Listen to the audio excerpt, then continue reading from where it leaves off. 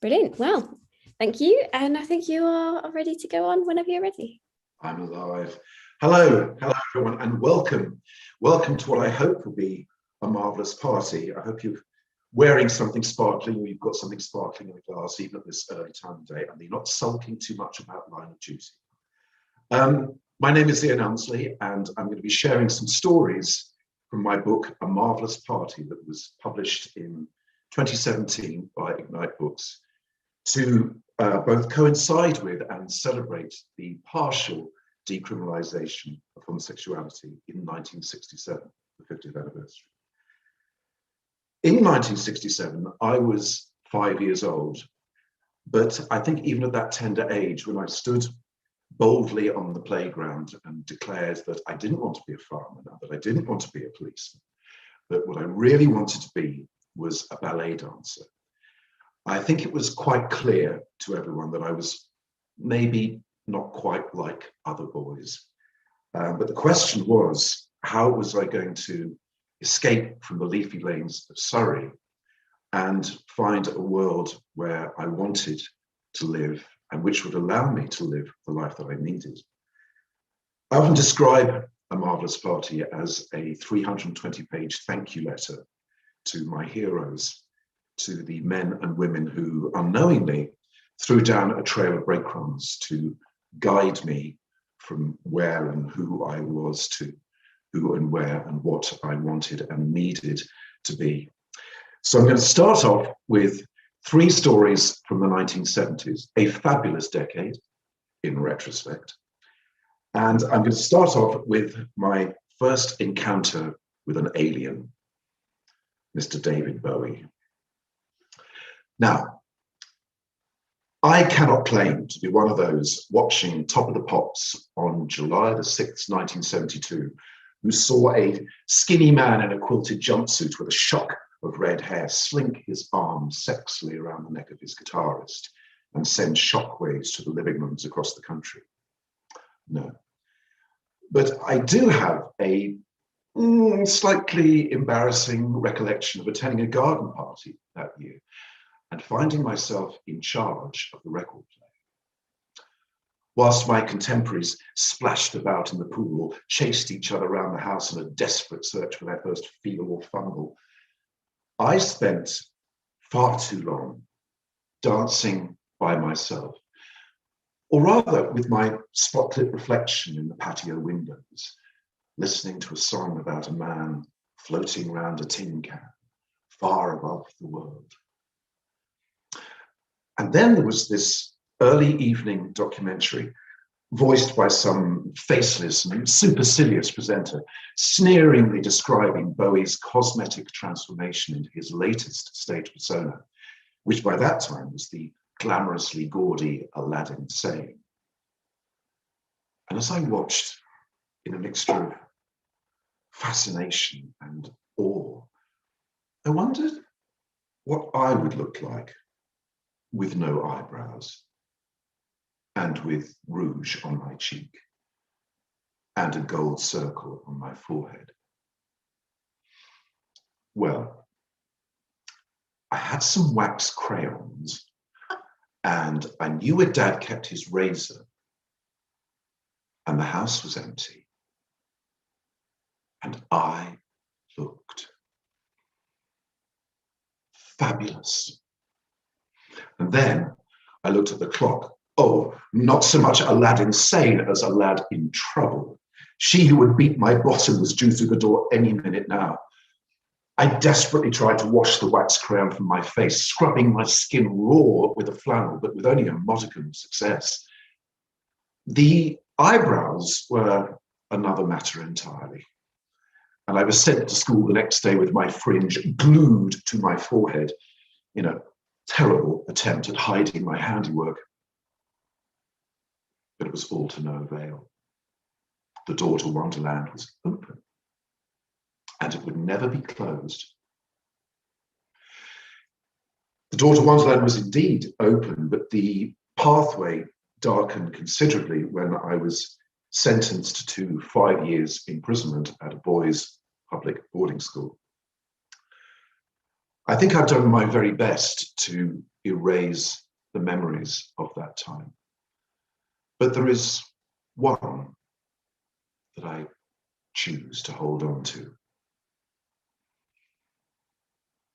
I found my love on the rugby field. He had golden wavy hair like an Apollo, blue eyes that blazed like a panther, and thighs that could crack walnuts. He was bulldog stocky and wore the tightest, tiniest shorts that I'd ever seen. Not only was he breathtakingly handsome, but rumour had it that he was hung like a horse, and that he used the bass bin of his speaker as a vibrator. Now, I have no idea whether those last two rumours are true, but I do know that I've never been able to listen to Whole Lotta Love by Led Zeppelin with that thundering, insistent bass line,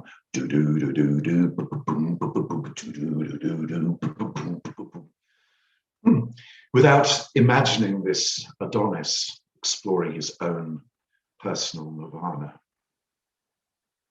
And now you are too. Few things could have persuaded me to waste my Saturday afternoon standing in the wind and rain on a muddy touchline, watching the College 15 battle it out with another bunch of likely lads. But for him, oh, it was worth it. He was fast and fearless, a vision in striped shirt and socks and sweat. I used to gasp if he was ever brutally tackled and wanted to beat his assailant into the ground, as if I even had enough strength to throw the ball back should it bounce my way. When he became a college prefect, oh, I would live for the mornings when I would gaze at him from my carefully selected pew as he waited outside the chapel door, convincing myself that he was smiling at me, and then watching as he marched down the aisle, dreaming my dirty little dreams. I used to thrill if ever I saw him walking through the quad, his few books tucked underneath his muscular arm, whilst I struggled along with my overstuffed briefcase. I used to fantasize about walking through the dining hall with my tray, pretending to look for somewhere to sit and eat, and him gesturing for me to join him. And in the summer months, when the uniform was reduced to shirt sleeve order, I would look at him from afar, lying on the grass, watching the cricket, with his shirt open, and wish that I was a bead of sweat trickling down his chest. Or we never spoke to one another. No. Not one word. But my eyes adored him. For 5 years, I experienced bullying at that school that I wouldn't wish on my worst enemy. I had never felt so scared in my life. And I'd never felt quite so alone. I needed a hero. And out of the 3 chords spit and rage punk stepped a man who taught me that I could be gay and angry.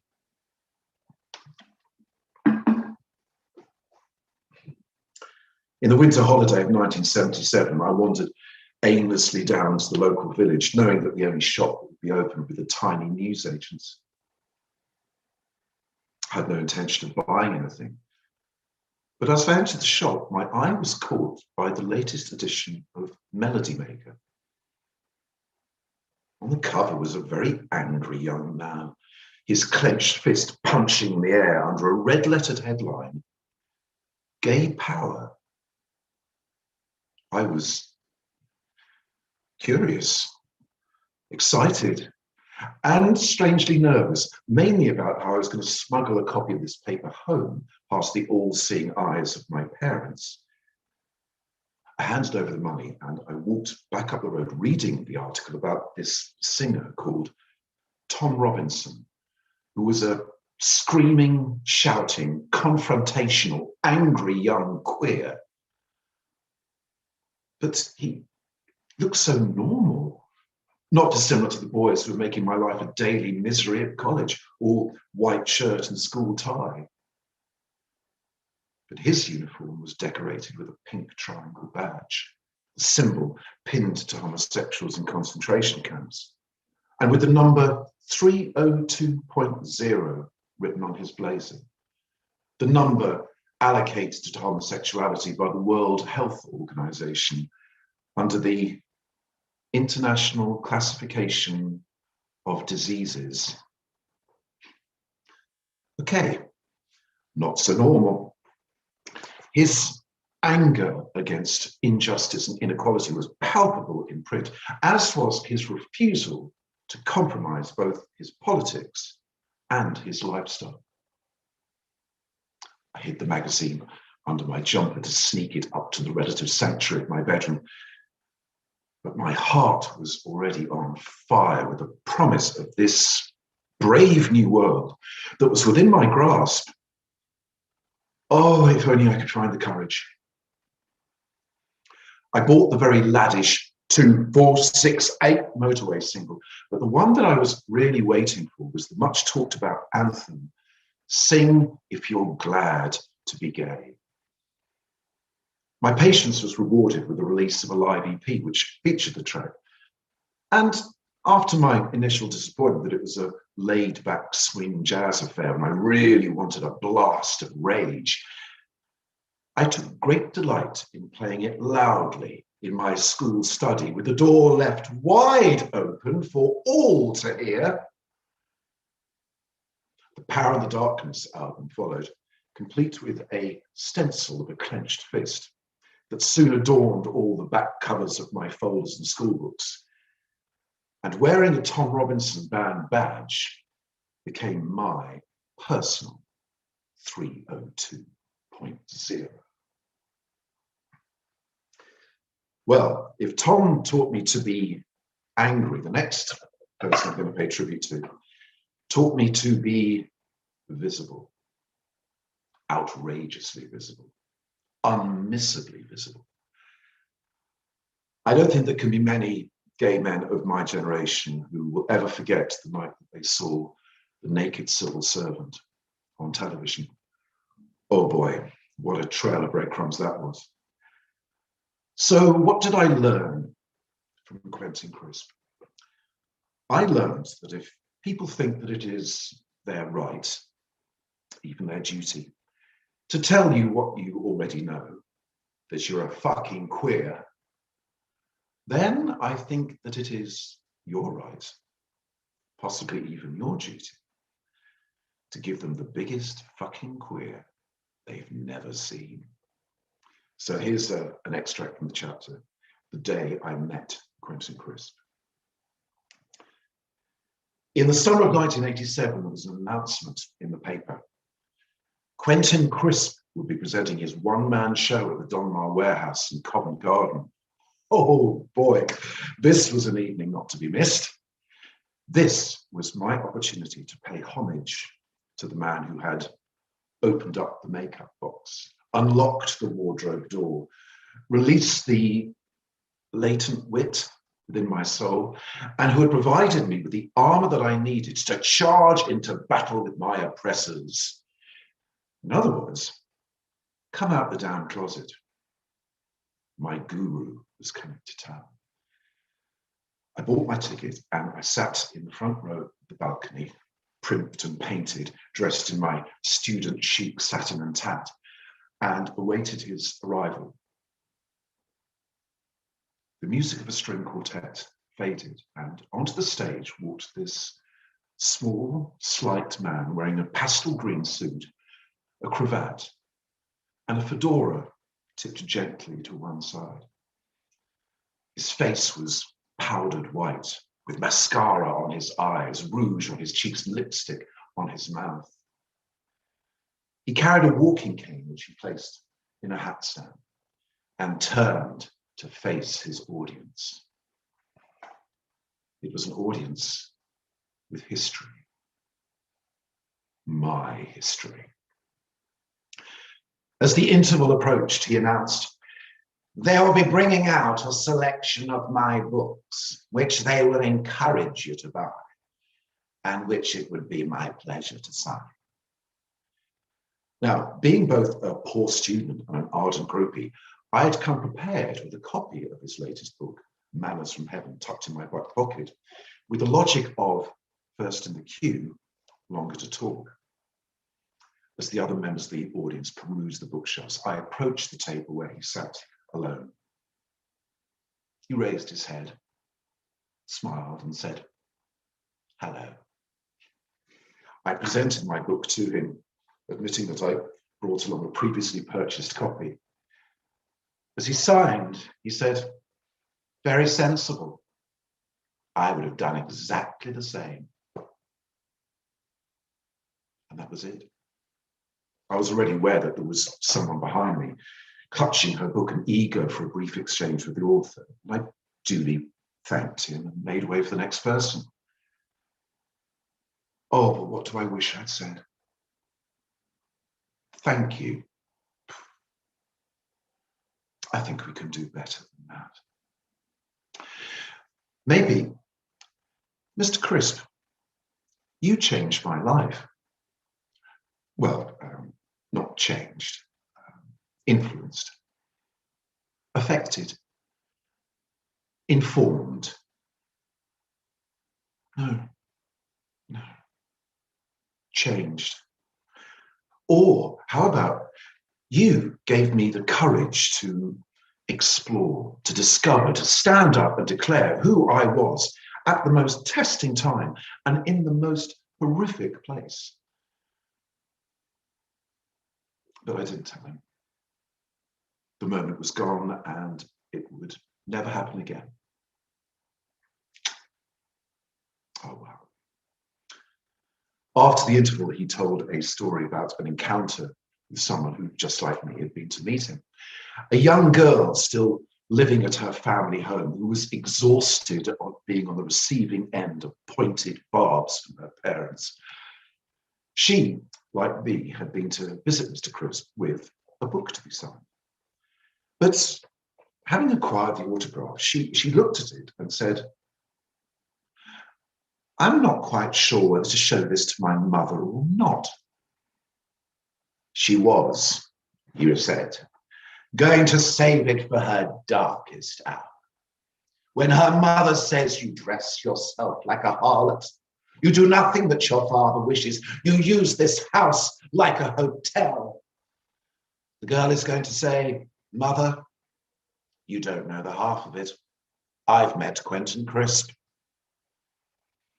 And so have I. Moving into the 80s, we live in a culture, I think, that is obsessed by celebrity. Just have to turn on the television, you've got celebrities dancing, singing, skating, baking. Bring on celebrity bricklaying, I say. And the obsession is fed by the media, who know that there is nothing that the public like more than a public figure caught in a private moment, sometimes literally with their pants down. So the scene is the very swanky Dorchester Hotel. The event is the equally swanky Ivor Novello Awards. And the star of the show, the late, the eternally great, Mr. George Michael. If you were there, you had to be somebody. And if you aren't, then just pretend that you are. It's all in the game. The paparazzi who had formed a surly reception committee outside the hotel, lining the red carpet leading to the doors, now crept in through the sewers and milled through the assembled company, poking lenses in faces, their flashbulbs creating little white explosions that set the chandeliers twinkling. Suddenly, all eyes and flashbulbs focused on the arrival of George Michael and his entourage. Casually dressed in a cowboy hat, leather jacket and jeans, he was escorted by his protective phalanx to a table, pursued by shouts of "George, George, over here, George, George," by the army of cannon. The hotel staff calmly but firmly restored order to the room, sweeping the media back to the foyer before the kitchen doors were opened, and with perfect precision and dignity. Lunch was served, devoured, and cleared, making way for the real event and the highlight of the afternoon, the awards. Now, it came as no surprise that the International Hit of the Year was awarded to George Michael for the song Faith. The record had been a global smash, and within a snappy 2 minutes and 48 seconds had redefined George Michael's status as an outstanding singer and songwriter. Whilst the accompanying video not only doubled the sales of Ray-Bans, but also proved that if you can't actually play the guitar, if you put all the right shapes and shake your perfect little denim-clad bum, nobody really gives a damn. His acceptance speech was short and laced with a standard fare of gratitude to the musicians, to management, and to the people who bought the record. Thank you very much. Clap, clap, clap. Back to the table, pass that bottle, and relax. Now, if you've been there, you will know. You know you've got to do a speech, and you prepare yourself. You stay focused and sober, do the deed, and then sit down, content and relieved that it's all over, and you make up for lost time by hitting that bottle hard, which is all fine and dandy, until some fool announces that the final trophy of the day, the award for Songwriter of the Year, goes to George Michael. The room rises to applaud, and the clearly surprised recipient of the award makes his way, noticeably unsteady and clutching a bottle of wine, back to the stage. All eyes on you, George.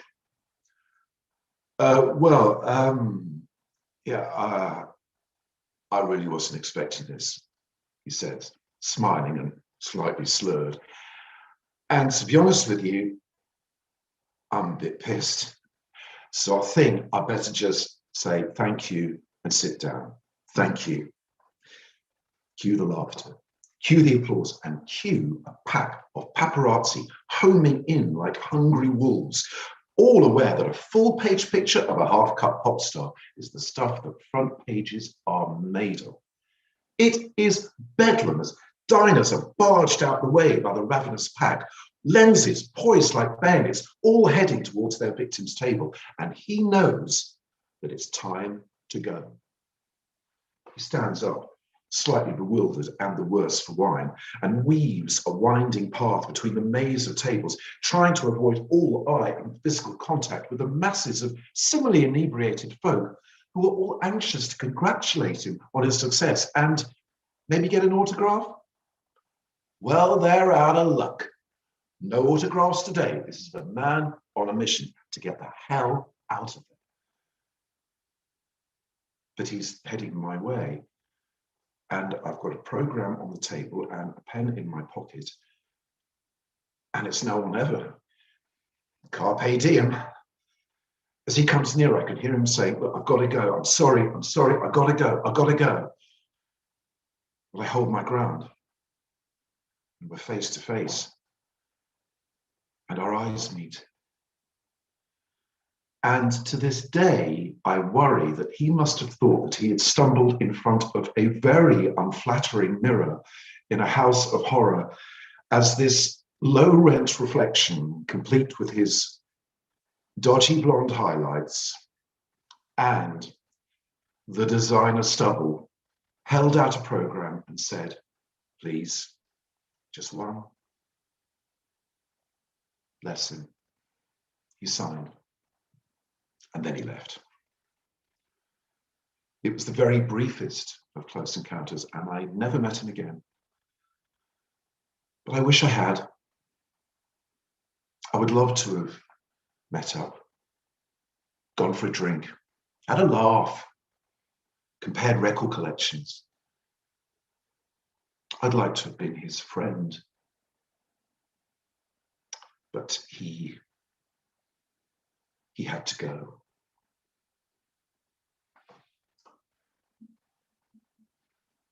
I think possibly the most important programme that's hit the television this year has been It's a Sin, which I know for many of my generation was a very poignant and powerful and at times painful watch.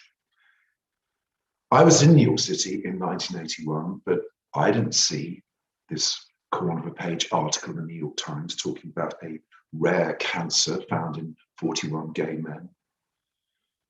But by 1987, we were all very aware, as John Hurt intoned about a deadly disease for which there is no known cure, and don't die of ignorance.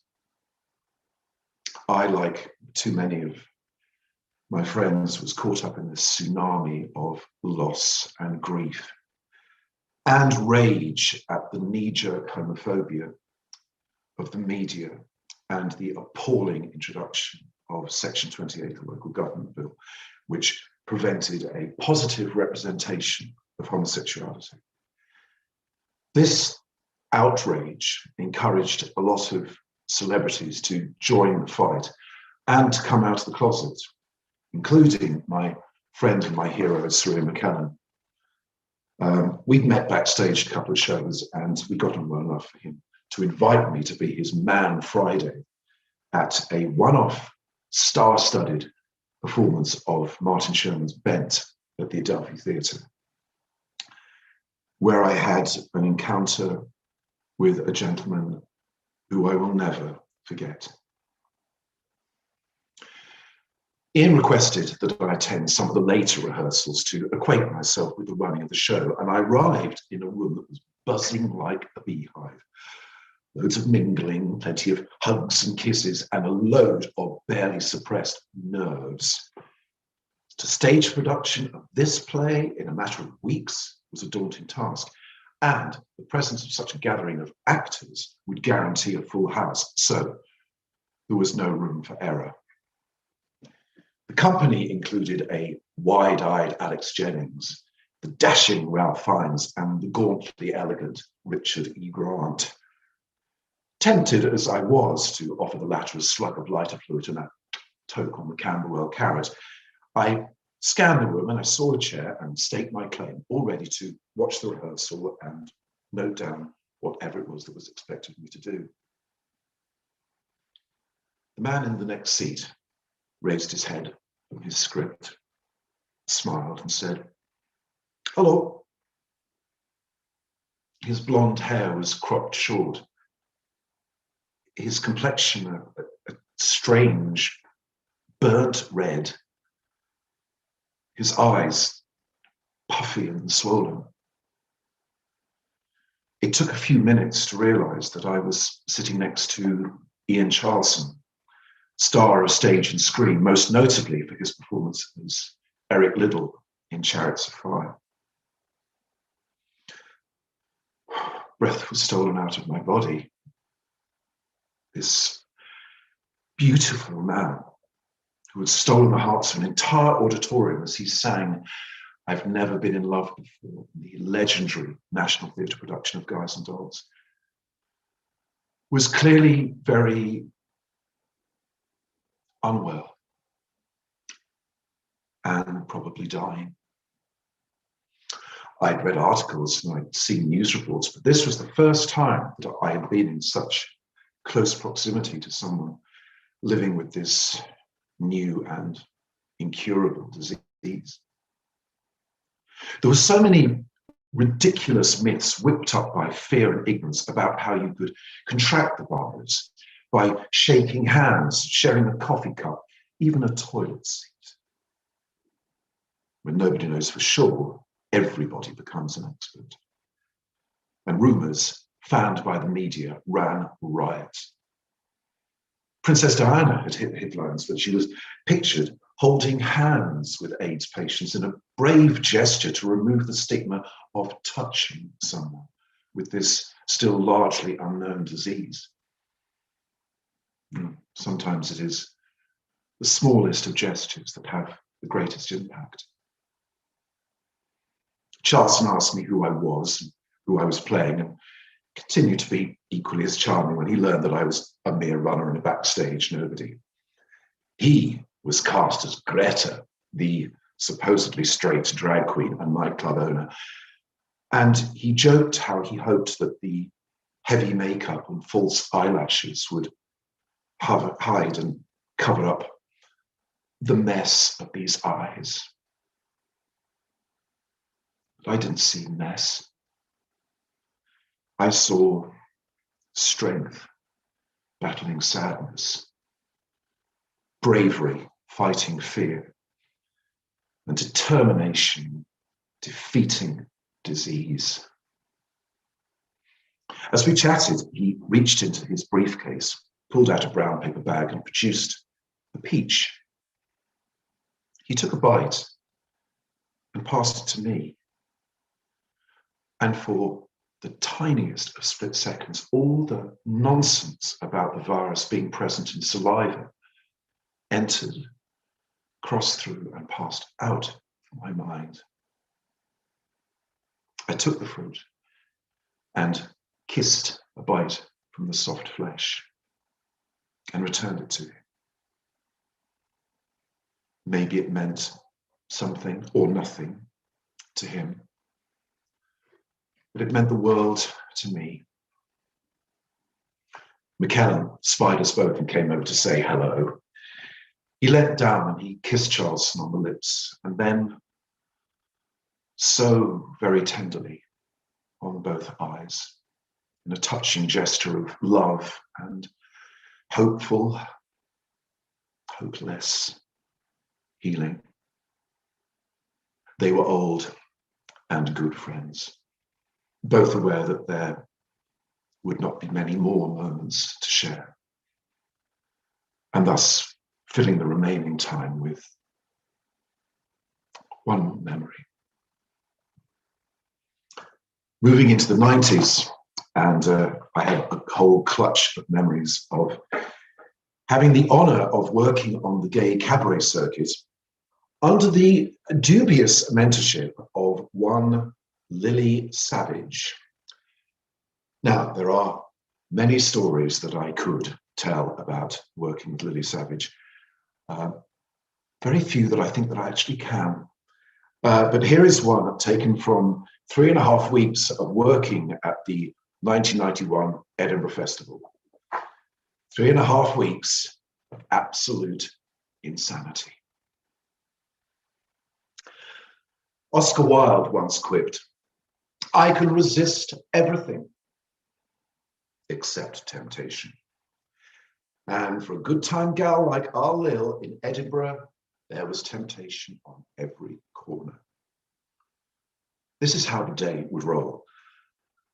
Never a morning person. He would usually make an appearance around 3 o'clock in the afternoon, dressed in a faded and threadbare blue kimono, crawling down the hallway of the flat, bouncing off the walls before eventually finding the doorway to the kitchen. He would slump in his chair and spark up a breakfast ciggy. It took a very brave soul to inquire how he was that fine morning or afternoon. I'm fucking destroyed, was the usual response. And then the promises and the resolutions would land on the table. Right, that's it. No more late nights. No. Organic food, Highland walks. Yeah, right, Savage. Now, he always began the evening with the very best of intentions. As he was getting ready to hit the stage, clipping himself into a bust-enhanced corset that even he had to admit by the halfway mark of the run was bogging. Oh, he was adamant. No, not going out tonight. No way. No, straight home tonight. This resolve lasted until about 10 minutes after the end of the show. Well, I'll just pop out for one. That's it. Just the one, then home. But as we descended the staircase to the foyer, The scent of battle was in his nostrils. Right, where are we going? Now, I was usually the good boy of the gang, heading straight home after the show to my virginal bed. But I do have one very hazy image of the two of us staggering down the road at 8 o'clock in the morning, with some divine homing device guiding us into land. Just before we fell through the doorway of the flat, Savage decided that he was a little peckish, and we lurched into the newsagent on the corner. Now, he may have been as drunk as a lord, but he was still determined to express his appreciation to the owner of the shop. I tell you what, love, you do the best fucking beef rolls in town. No, you do, honest. I said to him, didn't I, Ian? Didn't I say first day? Best fucking beef rolls in the city. And this little white-haired lady who had been happily listening to her Andy Stewart CD just stood there, wide-eyed and slack-jawed, caught in the full force of the adoration for her beef rolls. Bless her little tartan socks. Of all the extraordinary experiences that I had during the 90s, I think few can top the evening when I was invited to play the piano on stage at the magnificent Haymarket Theatre, at an evening starring the legendary, iconic writer, Armistead Maupin, writer of the Tales of the City series and so much more. I can honestly say that I've never been so nervous in my life. I woke up nervous. And after the show, when I was introduced to him, I was so overwhelmed by this man that I think I said absolutely nothing. And I thought, well, that's it. That's the day that I will meet Armistead Maupin. Until May 2009, and a message on my answer phone. Hello, darling. This is Ian McKellen. It's my 70th birthday, and I'm taking some gay boys to see La Cage aux Folles at the Playhouse Theatre, and I wondered if you might like to join us. Well, I think I can handle that. I arrived outside the theatre at 7 o'clock and saw the large crowd of guests. Gay boys? Looked more like grey prize to me. McKellen strolling through the throng, kissing and introducing everyone to everyone. Michael Cashman surveying the scene with his beautiful blue eyes. Simon Callow, who always looks like he's just about to announce the Bacchanalian orgy back at his place. And right at the centre of the assembled company, Armistead Maupin. True to form, I stood on the periphery of the group. Well, I was no longer working in show business and was of no use or interest to anyone. I smiled at the few people that I did know who were in deep conversation with people that they just had to go and say hello to, and waited for the call to arms from the birthday boy. It was nearly showtime, and as we went into the theatre, I found myself walking beside you-know-who. Well, it seemed churlish not to say anything. Hello, you won't remember me, but I played the piano at the Maybe the Moon evening at the Haymarket Theatre. Well, I certainly do remember, he said. And I believed him. We continued to chat as we walked down the aisle to our seats, and he introduced the man by his side, the tall, dark, and very handsome Christopher, as his husband, which was the first time that I'd ever heard anyone refer to their boyfriend, their partner, their longtime companion, as their husband. I like the term husband. I love the term husband. One day, I want one. McKellen had bought the front 5 rows of the stalls for his guests, and so we all file in no particular order. And I find myself sitting in the centre of the front row next to Armistead. So let's look at what we have here. Ian McKellen's birthday party, at a production of the car show Foal, and I'm sitting next to Armistead Maupin. This is, without any doubt, the gayest moment of my life. It couldn't get any gayer than this. As Act 1 nears its end, we hear the love song sung by Georges to Albin, the shamelessly romantic song on the sands. The lyric recalls how they met all those years ago, how they heard a song being played by a fellow with a concertina, with lyrics that were about something about sharing, something about always, and how, as is the case with the finest of songs, whenever or wherever you hear, you are transported back in time and in place, and you are once again young and in love. I glanced to my left, and I saw that Armistead was holding Christopher's hand, his head gently resting on his shoulder, and with tears rolling down his cheeks. And I thought how I was sitting next to the man who had created one of the most wonderful bodies of work the literary world will ever know, and who has written with such power and such eloquence that love is spelt with the same 4 letters, no matter whom you choose to love. And here was a living portrait of that love. The war was over. The battle had been won.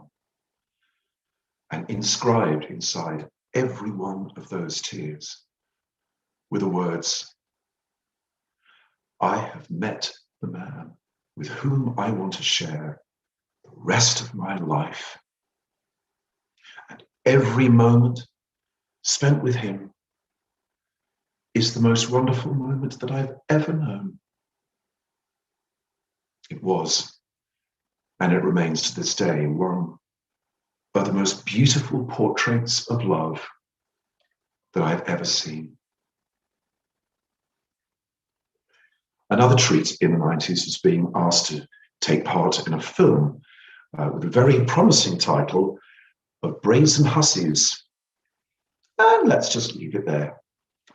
The big treat, though, was to be sharing the day of filming with the incredible Robert Lindsay, but possibly more special to me was sharing it with Julie Walters, who had kept me giggling all the way through the 80s, shared up with Victoria Wood.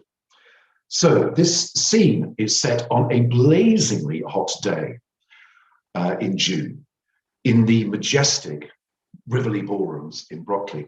And it isn't so much about meeting Julie Walters as it is about 2 brief encounters with a couple of women, both of whom I think could have been played by Julie Walters. Midday, and I take the opportunity to escape from what is now the Rivoli sauna and stand outside the venue, grabbing some fresh air on the Brockley Road and treating the passers-by to a quick gander at my outfit. The number of vans outside informs the locals that something's going on, but they're used to having their streets invaded by film crews and actors. I mean, once you've had Tina Turner and Elton John, everything and everybody else is a disappointment. Next to the ballroom is a bric-a-brac shop with an assortment of curios in the window. Headless Barbies, faded boxes of Mousetrap and Operation with most of the pieces missing, sad-looking teddy bears and chipped teacups. The owner is taking in the air and the atmosphere outside the ballroom, and she spots me and she sidles up for a natter. She's in her late 70s, but her hair is as black as tarmac.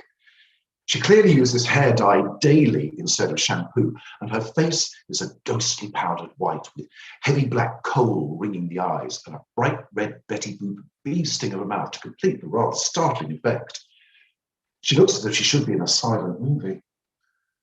She asks me who I am and what is going on, and then proceeds to tell me the history of the ballroom, which is quite clearly a favourite topic of Our Lady of the Bric-a-Brac. She leans into me conspiratorially and says under her breath,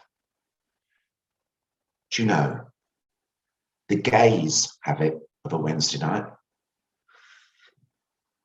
I reply with a non-committal, "Really?" "Yes," she repeats, "the gays. Sunday afternoon, Wednesday night." "Well," I say, "I did not know that." "No," she says sharply. "Well, you wouldn't, would you? You're not gay." I smile and say gently, "Well, actually I am." Quick as a flash, she's in. "No, you're not." "I've worked in London all my life. I know a gay when I see one, and you're not." I consider the option of grabbing the actor playing the head waiter, who's been giving me the "oh, be joyful" all day long, and providing her with a practical demonstration, but I decide to let headless Barbies lie and head back into the heat of the Rivoli. The dancers have been dismissed, and all focus is now on a table scene between Lindsay and Waters. Well, actually, it's an under the table scene, as Lindsay's character decides that he needs to persuade the lady to agree to his terms by sneaking underneath the tablecloth and serving up an amuse-bouche that is not on the menu. As I watch from the table out of view of the cameras, I am aware that I am not alone. The cleaning lady, who's done her rounds of the duster, is taking a break. Lank of hair and baggy of upper arm, she is held together by a rather ancient tabard. She takes my glance as a cue to come over and start up a conversation, completely oblivious to the fact that it is quiet on the set. "And who's that?" she asks, pointing at the leading lady. "Oh, that's Julie Waters." I mouth back. "Oh, and is she the star?" I reply with a nod. "Well, I've never heard of her," she says, folding her arms and hitching up her boobs a la Les Dawson. "Oh, well, I thought maybe Julie Waters' performance as Seraphina in The Rose Tattoo hadn't been reviewed in the Brockley Herald, but we'll let it go." At that moment, the director calls a break, and Julie heads across the floor, right towards the table where Mrs. Tabard and I are sitting. As she comes nearer, she smiles at me and fans herself, mock wipes her brow to acknowledge the fierce heat of the lights and the ballroom and the day. But before I can say anything, Mrs. T is in there first. "Keep it up, Lord." "Yes, I will," says Julie, all sweetness and light. But before she has even passed the table, and without any concept of how a voice can carry, Mrs. T announces, "You see, common as muck, just like the rest of us." I like to think it was inaudible, but I still close my eyes and pray, "Oh, God, please don't let her think she's with me." Into the final story now. And of all my time treading the boards, I have to say they don't compare with the 14 years that I've spent as a secondary school drama teacher. Stephen Sondheim said that teaching is a sacred profession, and so it is. And I learned over all those years that whilst it is always lovely to have a round of applause for yourself, it doesn't compare with the round of applause that you hear for a child who's done more than they thought they could do. One of the big treats of my time as a teacher was when Ian McKellen came in to visit. He was so great with the kids, and they were great with him. He used to start off with a question and answer section, and I remember one question a girl asked him, saying, "What's Orlando Bloom like?" And he responded, "Oh, he's rather silly," which I thought was perfect. So the final story is the end of a day that Sir Ian McKellen spent at my school. The bell rang to announce lunch, but no one seemed in a particular hurry to leave. As one of my most dedicated drama students passed me on his way out, his face a picture of disbelief and joy. He gasped, "He looked straight at me, sir, like right at me." I smiled as he floated out on his cloud nine, and I imagined his response to that traditional parental tea time question. "So, anything happened at school today?" Yeah, I met Gandalf."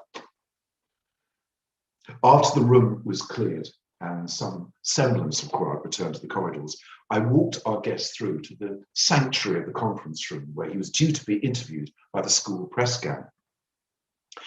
As we made our way, two 12-year-old boys, late for a lesson, ran towards and past us. And then we heard the squeak of shoes. And one ran back, stared McKellen full in the face, and shouted over his shoulder to his mate, "It is him! I told you!" Oh, causing Sir Ian to giggle and mutter, "Hobbits." At the press conference, the table was covered with plates of sandwiches and bowls of crisps, none of which were touched by the uncharacteristically awestruck group of students. McKellen sat at the head of the table, and sitting next to him was a first-year student with an immaculately combed pudding base and haircut, with a cherubic face, clearly overwhelmed at the presence of the great man sitting next to him. Each time McKellen took a few crisps, he gently pushed the bowl a little closer in the young lad's direction, silently and subtly encouraging him to tuck in, share the snack. Not dissimilar to that scene in Warhorse when Albert is making friends with Joey, the timid young foal. Inch by inch, eyes not meeting, without a word, but bit by bit, the bowl was moved across the table until eventually a young hand reached in and took a crisp. And then another. I hope he still had room for his tea, but if he didn't, well, he had a pretty good excuse as to why he was full up. By the time the day was nearly done, word had gone round the school about our very important guest, and the windowed door of the conference room became a spy hole for passing staff, all slowing down their traditional breakneck walk between staff room and class to have a quick look and move on. All except one Bible-thumping member of the religious education department who had spoken to me on a daily basis until he found out that I was the spawn of Beelzebub. He burst into the room without invitation or warning and moved purposefully towards McKellen. "Oh my God," I thought, quickly scanning the intruder for a wooden stake and a string of garlic. "He's going to kill him." But no, he just wanted a selfie. Without so much as a "by your leave," he leant in, put his arm around McKellen, took the picture, and left the room. Now, I would have paid good money to witness the moment when someone broke the news to him that he had just hugged a big homo. So that would be 2 Hail Marys, a week in sacking and stilettos, and a quick chorus of "Don't Rain on My Parade." And that, sir, will teach you. That's all from me, folks. Thank you so much for joining me. Thank you to the Stay at Home Literary Festival for inviting me to do this. Thank you to my publishers, Ignite Books. Please support independent publishing. If you like what you've heard, please go to the Ignite Books website and pick up a copy of the book. There are more stories in it than I've told you today. Happy Bank Holiday. Thank you so much. Thank you. That was the most brilliant session. I could have listened to you for hours. What wonderful storytelling. Thank you. Thank you. Thank you so much. Thank you. Okay, I'm going to end the session now, but you have all the info if you would like to go and buy the book, and please do if you are able to. Thank you. Bye.